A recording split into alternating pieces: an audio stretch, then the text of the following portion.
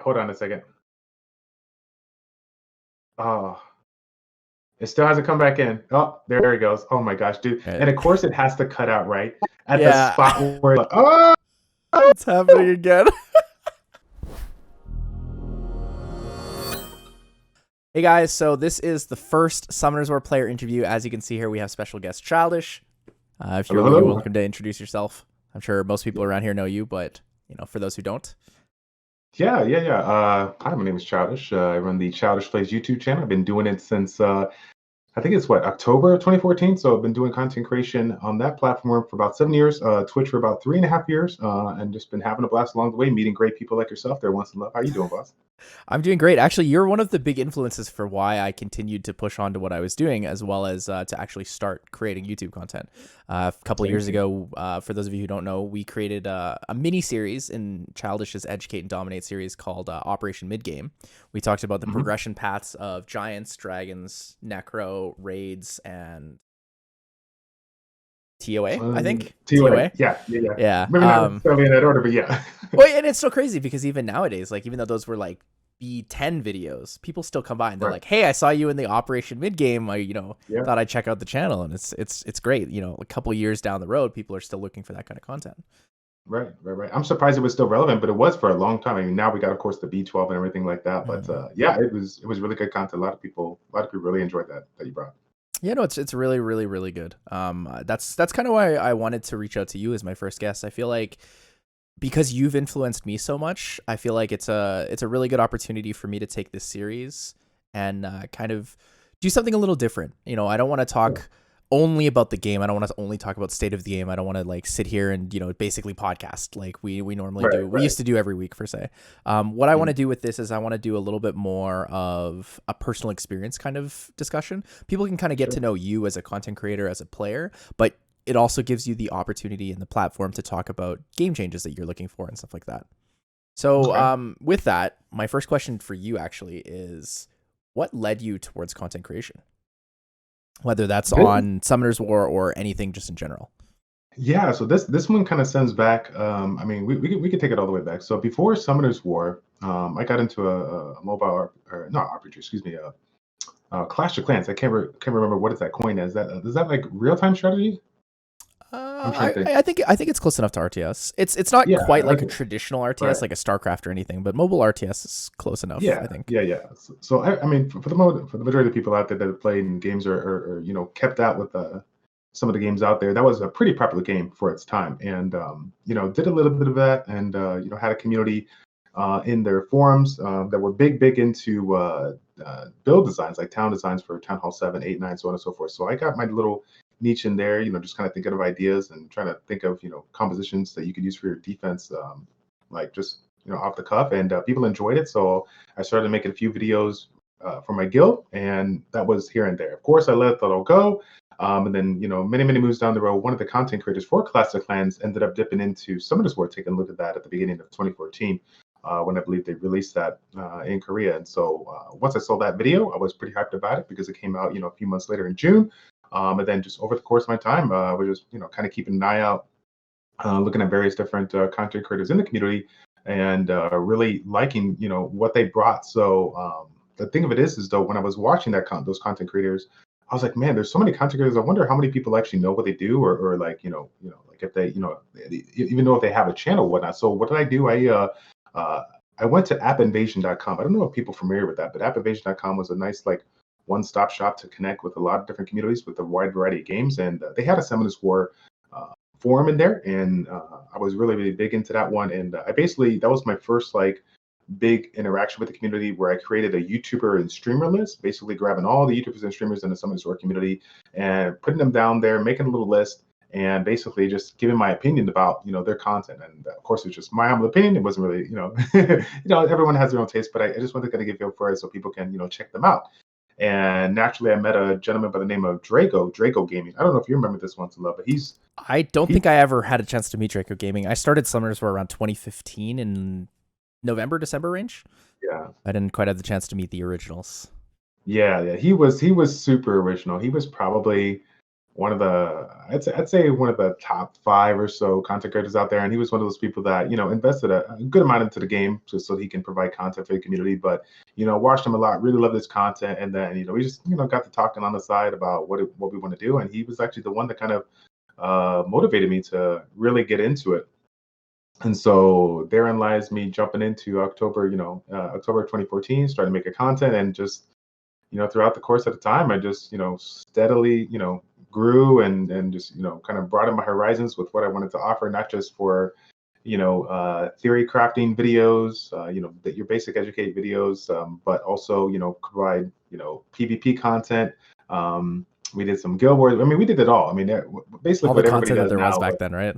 Right. I think the number one thing that people enjoyed back in the day was I was big into PvP, and so I was able to. One of the things that I love to do was to get up in the arena and basically take people on and kind of talk about, like, break it down as to why I do the things that I do, so that people can understand it. And I think that even though people didn't have exactly the units that they had, they kind of got that. They figured out kind of what I was trying to do, and they kind of used that little formula for whatever they were trying to do. In PvP, obviously not everyone's going to have the same units, but it was good. I felt like it was fun. I when I rewatched it, I was like, wow. Like, now I look at it like, wow, this why in the world am I doing that? And then I explained, like, oh, I get it. Yeah. I was back then, like, thinking about all the units that got changed, right? Like you look back, you're like, wow, I can't believe that unit did that, or wow, that unit didn't do that anymore. It's like, it's kind of crazy to think about. Just quickly to segment back to what you were mentioning with that Draco gaming and that, like, kind of list you created. Of the people you put on that list, do any of them still make content? Like, anyone that kind of individually stands out to you, if you could pick like one or two? I'd be interested to check them out and hear about their stories too, maybe one day down the road. I would have to say the only person that's probably still on that list would have to be Jubagel. Oh, I thought you were gonna say YD. I thought you were gonna say YDCV. No. I would love to add YD, but he doesn't jump ship to the E7 fam. So, but he every once in a while he's sprinkling a little, he's sprinkling a couple videos in there. He still watches. He still knows what's going on. He still knows what's going on. Yeah. It's fun. And let me tell you something, man. Like, that's like, I feel like he's in tune with my issues in life. When I have personal issues happen and I'm super down, he drops that some of his work for. I'm like, oh, here we go. This is what it's all about. Like, I'm like, let's sit down. Let me get the popcorn. I get the popcorn now, right? It's like Thanksgiving dinner. You're like, oh yeah, I'm ready now. That's a cheat day. I get all sorts of comfortable for his videos, man. I don't miss it. I don't miss a beat on that. Yeah. So Schizophrenic Gamer's been around since the beginning, like the beginning. Right. Like, as long as you've been around. Yeah, there was a couple of people that were around for a fat minute, but they had, they dropped them, the last 2 to 3 years. I think Jubagel and myself, and again, no disrespect to anybody that might have missed, but I think we are the oldest. YDCB, Jubagel and myself were the oldest ones out of the group, and we had a lot of fantastic contributors that still into this game that came, I think, about 6 to 12 months later. So, yeah. I think I don't know if you remember Reefy. Reefy was around early on, but I don't even think he came in that first year. Reefy. But he was in other people, yeah. So there was a handful of people out there. I wish I could go into them all, but it's just there was so many. There's like maybe we do another interview in the future. We do like the eras of Summoners War content creators. Yeah. I actually have a really good like mental list of like where people came in and left as well. So I was gonna say too, I have we have to go 3 or 4 years back when I had the first initial list of people. I mean, probably I don't even know if App Evasion's still live. Like, that'd be super cool to go back there and see if the forums are still there, to see like the posts. That would be or if anyone's still using them, right? Yeah. I don't even know if anybody's ever, but it'd be cool to see if those YouTuber lists was there 7 years ago, to see like what are the content creators, because that would make sense, right? That's how we know like who are the super like old school people or whatnot. Yeah. So. Well, I'm glad that you had a lot of people that kind of lead you into the game. Like, it's really cool to hear like such an inclusive community and setup for that kind of creation. Nowadays I find it a lot harder. There's a lot of adversity involved with streaming, putting yourself out there online, but the access to it is amazing. It's so easy to get into it, but it's just hard to kind of keep the motivation to stay with it. So you mentioned something, you were talking about your old content. You used to focus a lot on PvP. You did guild wars and stuff. Perfect segue into topic number 2. For those of you guys who do not know this, I didn't know this until this year, but I believe you were actually the creator of the Epic Fail family of yields. Yep.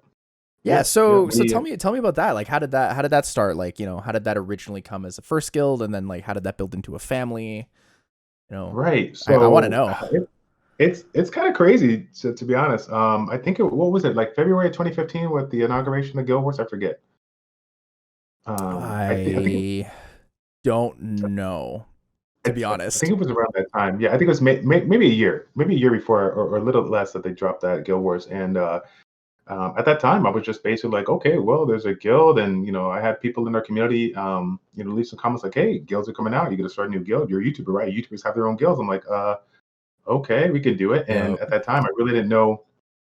I really didn't know what kind of like, what I was going to call it, what I was going to do. And funny enough, for those that don't remember, or because it's super long ago, the video's still up there though.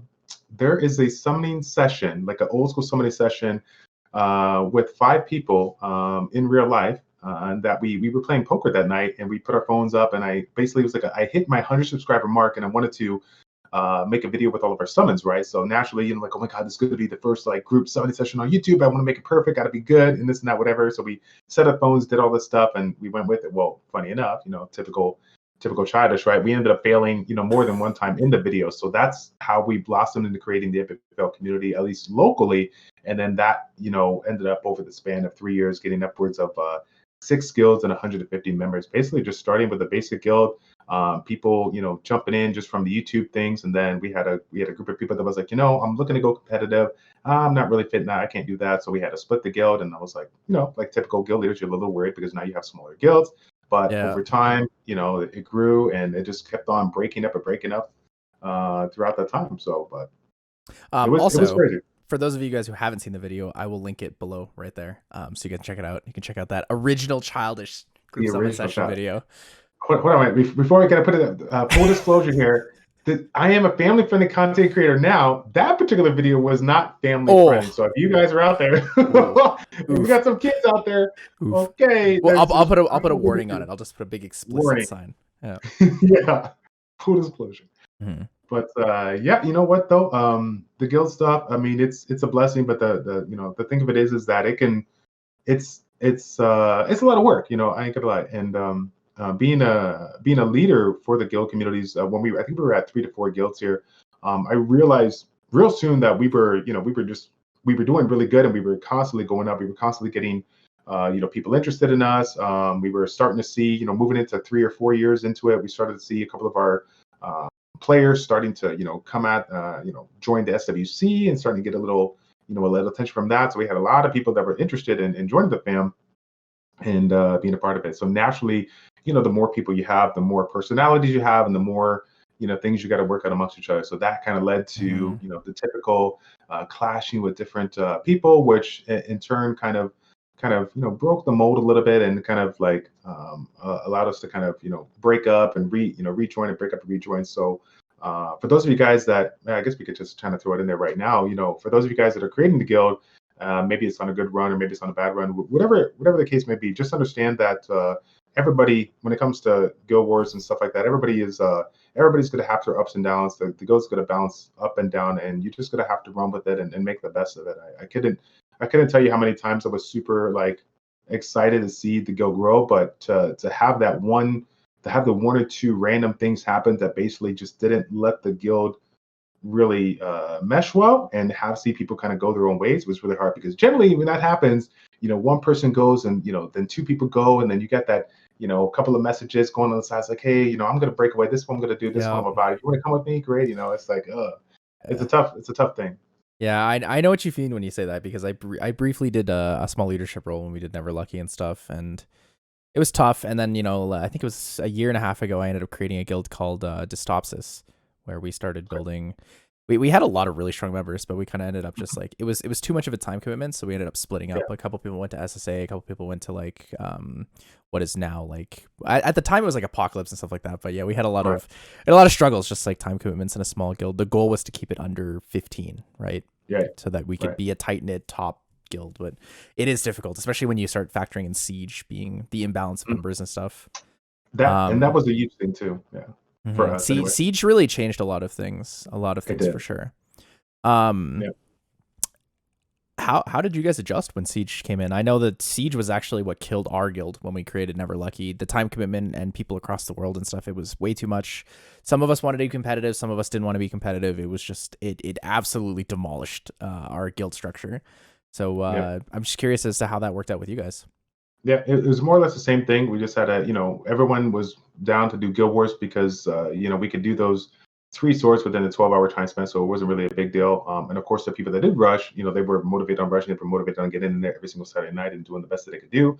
That was no issue. But with regards to Siege, there was just too much commitment, too much times where you had to kind of basically keep an eye on the Siege, every single thing, and every single hour it seems like. And basically, I think that our top end players, some of them they didn't have that kind of time, or they were really, really focused in the RTA. So they just kind of said, okay, what, I'm going to go and break away. I don't need this kind of stress, and kind of go from there. Now, I believe that there was a little bit more to it that only my alpha, leadership member, excuse me, my guild leaders can go ahead and elaborate on. But at the time, I actually moved down from alpha to delta because delta was trying to get a few more people here, and I was starting to get a little burnt out when it comes to rushing. But needless to say, it was a tough battle for all of us. Just to try to get through. And like I said, I don't regret anything that happens. Like any choices, anybody that's watching this video that might have been a part of the community that left for whatever reasons, regardless if it was good or bad, like I don't forget that because everything happens for a reason, and we all learn from it. And if we didn't have those if we don't have those spots in the community where we had to like dig deep with and get ourselves together and pump ourselves up, we wouldn't be where we're at today. Which right now. We're back at 3 guilds, holding strong with that, and which guilds are those that are still around?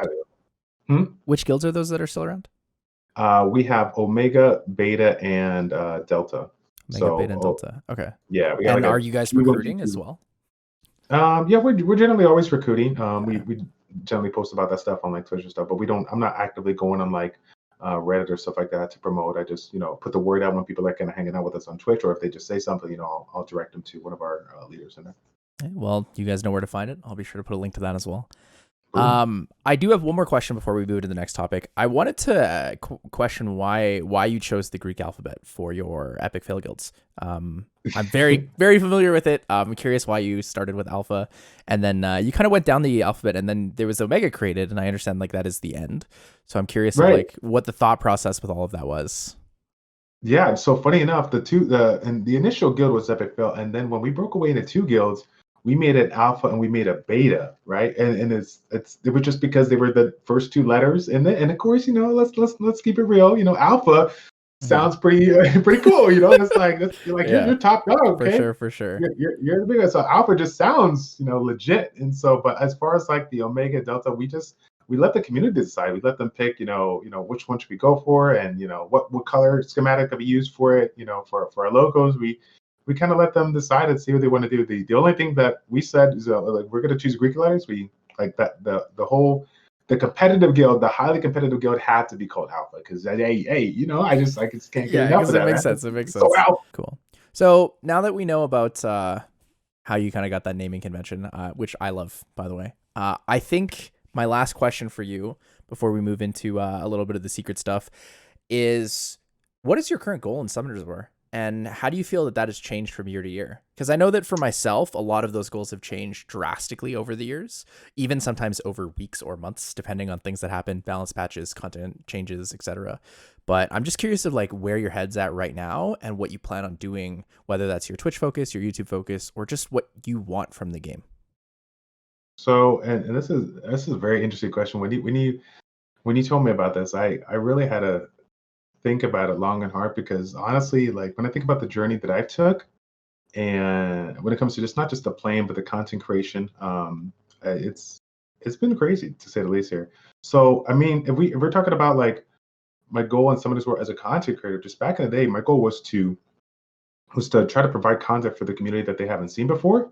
But I soon realized that when it comes to content creation, a lot of people do the same things over and over and over again, which led to me to decide, okay, what can I do that would separate myself from the rest? So that's actually, what I realized real quick in my, YouTube career, so to speak, is that regardless of the fact that I enjoy this game and play this game just as much as a lot of people do out there, I definitely didn't have the IQ of the in-game players out there. I didn't get a chance to connect with all the people out there that really knew this game, top to bottom. So I ended up creating the collaboration series called Educate and Dominate, where we brought on, basically top end players, content creators, a wide variety of people that basically knew the game inside and out, that wanted to share their insight with the community. And I think it couldn't have been. I just, I mean, obviously I don't want to, boost up my own thing here, but it's like it was a really good series to have, because at that time we just had, a couple of people in different platforms providing a little bit of insight, some one-on-one stuff. But it was nice to have like a place where we can check in every single week and just meet different players from different parts all across the world, and just kind of get their, opinion on it. The meta, having people playing from the global server and the Asia server and the Korea server. We had people from all different servers talk about their strategies and then what they do. It was pretty cool. As far as the journey goes, 2 to 3 years into content creation, it was just me and my wife at the time, my ex now. So as far as content creation goes, it was easy to keep up with it, stay consistent, make good content for you guys. And as I got married and as I had a kid, things kind of changed. So as far as my goal in some of this war, it went from trying to provide the best content, just basically staying relevant. Let's continue on with here. You were talking about staying relevant.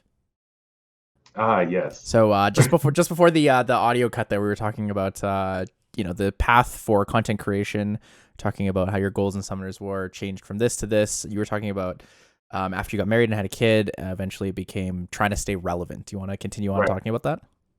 Yeah, we can. So I'll try to see if I can where I would add it. So yeah, initially when we were talking about my goal in Summoners War, my initial goal was to basically just try to provide really good content for the community and keep that going, beyond. Is that right? Is that right?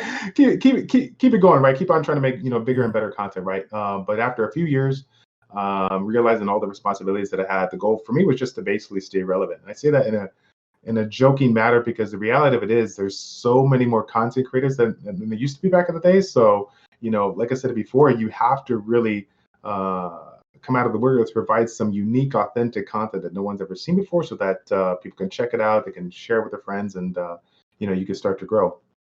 But yeah, getting back into it, Summoners War for me, those first 3 years, I felt like it was easy for me to kind of take the time to make lists about all the stuff that I wanted to do. The progression for that wasn't really too hard, but once I got married and had a kid, everything changed. Right, I had to put my family first, and it took a lot of time away from my content creation. So at that time, I wanted to go ahead and see what I can do to try to provide, something unique. Actually, I guess if I wanted to go back a few years, I don't know if I talked about it already, but the Educate and Dominate series, basically realizing that when it comes to my content, I could not. The one thing that I wanted to provide for the community was something that I couldn't offer personally. Even though I spent a lot of time in this game, I could not. I just didn't have the IQ, as I say, to be able to keep up with these end game players. So that's when I created the Educate and Dominate series. I think it was right around end of mid 2015 into 2016, and I basically did that. However, to be fair, you discredit yourself by saying that you didn't have the IQ to do that, because you had the initiative, you had the thought, and you executed the plan to actually get all of these players to give you that information for content. But here's the reality. And you showcase them to the world. I think that is admirable and very, very, very helpful as well to the community. It's crazy to think that, though, because it could have gone sour. Like, it was an idea that I had that I wanted to do. And for those that don't know, the first guest that I had was OMG Bomber, which was a very smart gentleman, but a very controversial person as well. And to have him kind of like lead the pack for the series was just like, it was an interesting spot. But it actually worked out really good. And that one video, like, it could have gone super bad, right? But that one video did good, and it just, like I said, it blossomed to all these other people saying this, hey, like, this guy, he might be interested. Like, they saw the video, and like it just domino effect into what it grew to, which was, I think it was about like 80 videos, or 80 videos over the time span of 3 years. It was crazy. Like, it's crazy to think how long I've been doing that. Yeah. Speaking of OMG Bomber, he's like one of the first people that I watched. Like, right. When my friends got me back into the game, they were like, just go watch Bomber. And I was like, all right, let's do it. Yeah. I still remember like we used to just play League together, like on stream when he was streaming Summoners, where we just play League in the background. Right. It's good Yeah. times. No, Good times. it was a blessing to watch him because again, for those that didn't get a chance to check him out, he was one of the people that had he's it's almost like he had his own little like ongoing 24/7 podcast. He always had in-game players on his voice call talking Mhm. about the game, and it was cool because you just kind of tune in, learn a lot about the game, and just kind of go from there and hear various people's insights. I mean, wow, we had Scat Fetus, we had Nick the Greek. I learned a ton from there too, actually, because I was in those Yeah, calls a lot of the time. yeah. Cold You Steel would were, that's right. Cold Steel would pop in sometimes if Cold we had Steel, an yeah, opportunity to. yeah.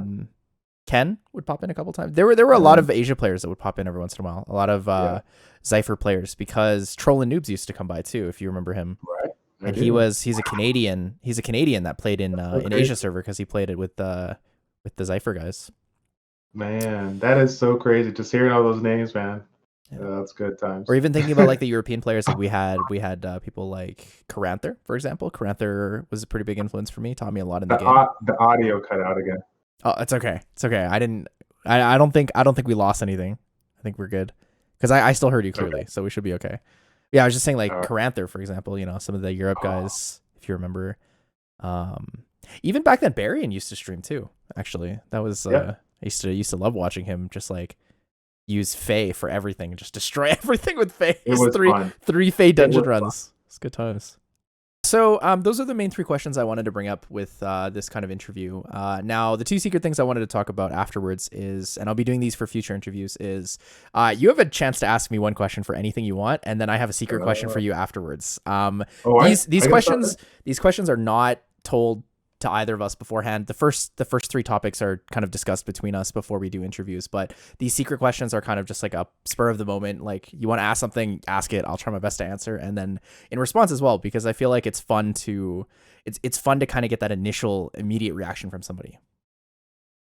So Yeah, it'll be if good. you're welcome to ask your question whenever you're ready. I am ready. So I don't know how I go about saying this, but there's something about that again that's super unique and separates yourself from the rest. And I think one of the things the thing that I enjoy about you the most is you're not afraid to share your personal opinions. So maybe you can tell me like what was the underlying part of your life that you said, you know what, like I'm just gonna tell it to them raw and unfiltered, and I don't really care what people say. If they respect it, great. It's not because that's like for me. And let me kind of segue this into kind of where I'm going with this. So when it comes to the Island Grown podcast, right? It's a fantastic podcast. Loved it. I love watching it. But if I could be real with everybody in the community here, I don't just love it because there's a lot of great people on there. I love it because I get a chance to have four professional people share their opinion on something, and then OnceInLuv come in and throw in that off the. Oh, the audio cut. The audio cut. Are you saying Oh my you have the god! opportunity for me to come in and It what? No, we're good. So you were so talking about having four professional players on the podcast, and then And then yeah, you give the four professional players give their opinion on it, and then you jump in and you provide your off the wall like opinion, which I think 99.9% of the people would agree. But again, it's your opinion, and it gets like if you see everybody's reaction, like once you say something, everybody kind of sits back and is like, whoa, like yeah. Okay, so let me like, goodbye to the audio again. So before the audio cut, you were saying you want to know what experience or like point in my life set me up to be someone who is not afraid to speak my opinion. Is that the kind of question you're asking? yes. Okay, so I have a couple in mind. The light preface on that is the first thing is I grew up in an upper middle class area, very, very Caucasian focused in Calgary, Alberta, in Canada. Fairly rich community. I grew up with a lot of racism. First of all, my birthday is September 11th, so for some reason, people always branded me as a terrorist.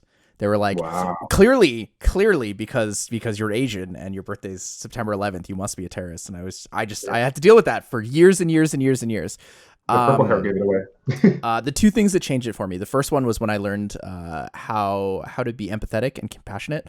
So when I was 13, my dad had hip surgery and my sister had pneumonia and she was hospitalized for 7 months. At that time, I grew up really fast. I grew up really, really fast. I took care of my dad. My mom was always at the hospital with my sister. So I would always I grew up and I started to understand that, you know, people have things going on in their lives that you don't see behind the door. So if they're mean to you or they're rude or they're, you know, give them a second chance. Don't always lash out. Don't be rude. Don't just assume the worst of people, right? Give them a chance. So I started to give everybody a chance. I have a personal rule that I always give people 2 chances. You mess something up, I'll give you a chance, right? Mess it up twice, you probably won't get a second chance. And I think that's fair. I think it's more fair than most people would be willing to give. That kind of taught me a lot of empathy because it made me realize that, you know, life is not as clear as we see what's in front of us. So empathy led me to eventually, as someone who is always trying to help people and trying to find ways that people could do things easier and better. I worked a job in an oil and gas sector, and I loved working there because the person who taught me, my mentor at that job, introduced me to the concept of heavy optimization. Basically, I could optimize anything that existed to make it better. The problem was there were people who, there are 2 types of people that we kind of deal with. There are people who want to know how something works, and there are people who want to know how to do something, right? The people who want to know how to do something just want the answer and just want it to be like consistent, right? The people who want to know how it works are the people who innovate, the people who change, right?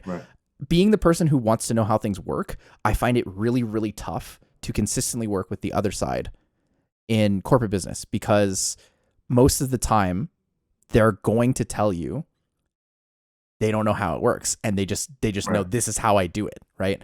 And so working with that, it frustrated me because I was always trying to make improvements to things and I was always getting shut down because it's not the way we do things. And that is when I learned very quickly that I don't want to live in that world. I don't want to work in that world. And I immediately stopped working there. And I decided that for the rest of my life, I will speak my opinions on things that I feel have merit. And I will be willing to negotiate when I feel like something could be better than what I'm saying. I am willing to see both sides. And even though I am stubborn sometimes, like extremely stubborn sometimes, if I'm wrong, I'm wrong. And I will come out and say that I'm wrong. Right. And like I said, when you make those comments, I mean, it's not like when you throw that secondary opinion, it's not like, oh, I just don't believe you and just leave it at that. You always justify, you always give your reason for it. And after I listened to it, and I'm sure a lot of people can agree with me here, it's like, wow, he makes a valid point. Like it's hard not to ignore what you just said there. So yeah. Speaking of that specifically, the most notable memory for me of a podcast where actually that happened was the discussion with Childish and Obabo about Diana's like strength. And we were talking about like, she shouldn't be able to proc in the sense. And I said, well, the issue is that she takes too many turns. So instead of adjusting the RNG, why don't we just adjust the like fixed amount of damage that's done every turn, or like the assumed amount of damage that's done every turn? That was probably the most notable memory for me where I put a completely alternate opinion and it was like very clashed, but it was good. It was good. It was a really good discussion because of that. Yeah. That was a good one. That's an interesting question. I wasn't expecting anything like that. That's That is a good question though. I'm sorry for getting a little deep there with like the family history. And you stuff, have to, and that's exactly what I wanted you to do, because when it comes to, especially, you know, again, we'll talk about this in a future video. Like when it comes to content creation for people out there that are like, you know, I like what these people are doing. Maybe I'll get into this. Maybe I'll jump into this. You gotta figure out a way to separate yourself from the rest. While you can do all these things and watch all these YouTube videos, if you're not being yourself, who you are, genuinely, this is who you are, right? You're not pretending to be somebody you're not. You can't, like, that's the best way to go about it. You know, that's like, to make yourself, make your stand right there. Yeah, it's tough. It's definitely tough. Even now I still struggle with thinking like I'm different than other people, or like, you know, what does my content set apart than other people? So instead of being so heavily focused on the negative aspect of it, what I focus on instead is I want to create content I want to create, right? I'm in a position where I am comfortable enough to take that small risk, and I'm going to take it because it is worth the happiness you get from it, right? This is a small risk I'm taking. I'm putting a lot of my time into creating these interviews, and you know, if they don't take off, they don't take off, right? It's not a big deal, but I enjoy making the content, and that's valuable to me, so it's worth the trade-off, right? So to get into my secret question for you, oh shit. So my secret question for you is, and it's probably not too much of a secret, but why do you still play Summoners War? Like what is it about Summoners War, the game, the community, the people, the friend? What is it about it that actually makes you still want to play? right? I haven't been playing as long as you. I've been playing 5.5 years. There are many times where I want to quit the game, but I've still played it every single day, right? I have 5,000 hours streamed of this game on Twitch. Yeah, Like, that's crazy. you've been playing for 7 years. You've been making videos for at least 6-7 years. Like, Yeah. I can't imagine what makes you want to continue going on, but I have to know what it is for you. I have to know.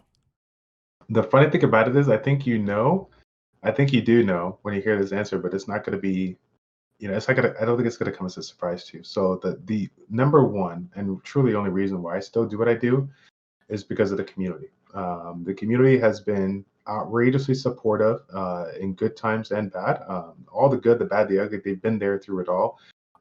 I've had a wide variety of people, hundreds of people over the course of the past 7 years here, send me, personal messages, emails, DMs about, I love what you do. It's been able to change the way I play. You've helped my daughter out. You've helped my son out. You've helped my, uncles, cousins, brother-in-law. And like now we have a relationship because we're able to connect in this game. Like you just done so much and you have no idea. And it's funny because when those people send those messages, those are the times when I'm like at my ultimate low where, I put out a video, it doesn't really get a lot of views, or I start on a stream and I have like, I only have like 20 people there versus like 200 that I used to have post, SWC or mobile matches and whatnot. So it's just like, oh man, like why am I continuing to do this? I want to make this a career. I want to make this something that I can grow into. But, I have, certain things that happen on the side that doesn't allow me to get there. And regardless of what happens, I still have those people chime in at the right times, and they just give me that little tidbit of motivation to fuel the fire and just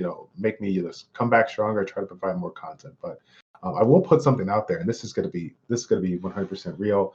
I want to be completely honest with you because when it comes to content creation, and we can throw out this as far as my like progression, my growth, it's been all over the place. I've had heights where I was growing 2,000, subscribers a month. I had times where I was actually at a negative. This is something that I almost posted a video out, but I didn't. So we're going to use your platform to drop it. And I want to put it out there because it doesn't just relate to YouTube and Twitch. It relates to everything in life.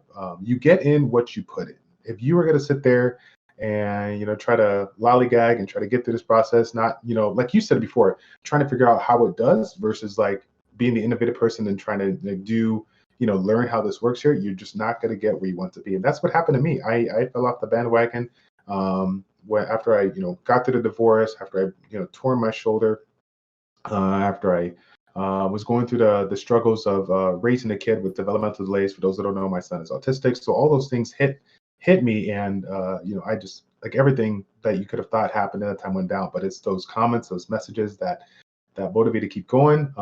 And they told me, hey man, you have something unique that you can provide. You just need to take the time to sit down, get into it, write it down, like go back to the same way you did it back in the day when you're hungry, and you could do it. And that's what I did. I realized that it was, yeah, I just needed to get pushed down to get myself back up and just be better than I ever had been. So hopefully you guys can learn from my mistakes and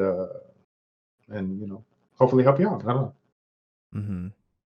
Is that okay? No, that's perfect. You're that's perfect. I was just thinking about it because I recently talked about this in my Discord actually. So in my Discord, I have a channel where I talk about where I have a role where called IRL updates. Basically, I'll put a post in my announcements channel talking about like whatever's going on in real life. So I haven't had a chance to talk about this.